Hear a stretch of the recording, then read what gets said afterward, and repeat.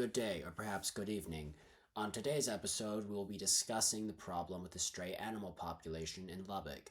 We will be discussing why it is a problem, what is contributing to this problem, and I will be discussing with a veterinarian here in Lubbock these problems and possible solutions. Before we start with the questions, I should tell you, the listener, why I'm interested. First, because I'm a veterinary technician.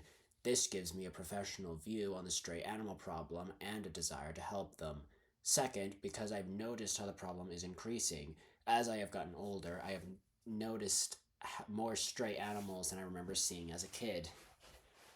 Why is the stray animal population in Lubbock a problem? According to an article in World's Veterinary Journal, a large stray population of dogs and cats can attract other predators such as foxes and coyotes.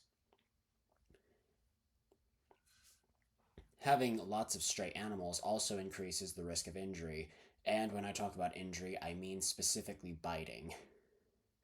Strays run an increased chance of injuring people, especially children, as they are more likely to provoke animals into biting. Additionally, there is the harm done to property and house pets. Stray dogs can mess up people's gardens and other outdoor items a homeowner might choose to set outside.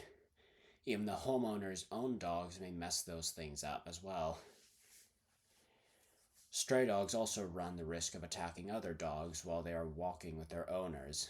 In the more dangerous cases, stray dogs can form packs and attack people, most likely killing them in a tragic way. There is also a very similar risk in the example of stray dogs attacking house dogs out for walks with their owners.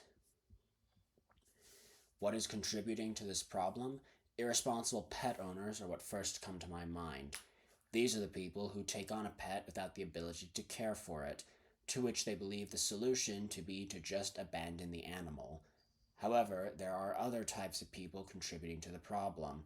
Some even have good intentions. Another type is the people whose fences are destroyed by weather being wind. These people are not to blame for their animals escaping. Thus, they are contributing in an unintentional way.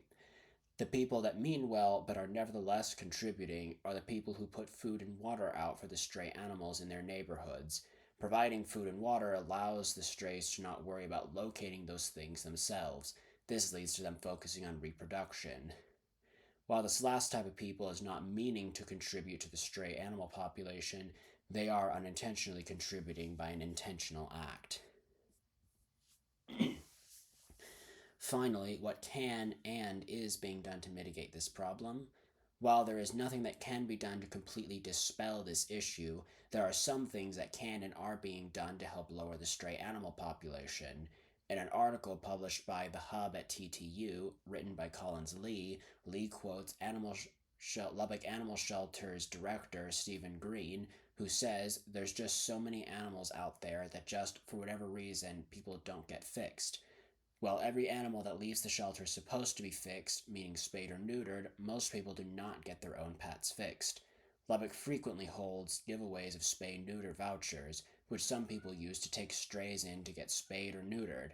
Many of the people who do this are the people that I mentioned earlier, who put food out for stray animals, which this allows them to not only cancel out the unintentional contribution, but they are in fact helping mitigate the problem."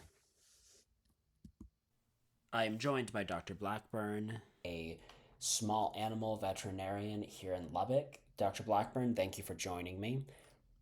It's a pleasure to be here to talk about such an important subject. What do you consider to be the biggest problem associated with the stray animal population in Lubbock? One of the biggest things that's a concern is certainly the possibility of human injury as related to an animal that is a stray, and that can occur. For instance, if an owner is walking their pet, and then an animal comes and starts attacking their dog, a lot of the injuries that occur are associated with the owner trying to get the dogs apart, and they can be pretty serious for both the pet and the owner. In that case, there was been multiple times in the practice where I work that an owner's come in and talked about that happening, and a couple occasions where they had to go to the hospital to get examined, so nobody's hurt seriously, but for examination, medication, that sort of thing.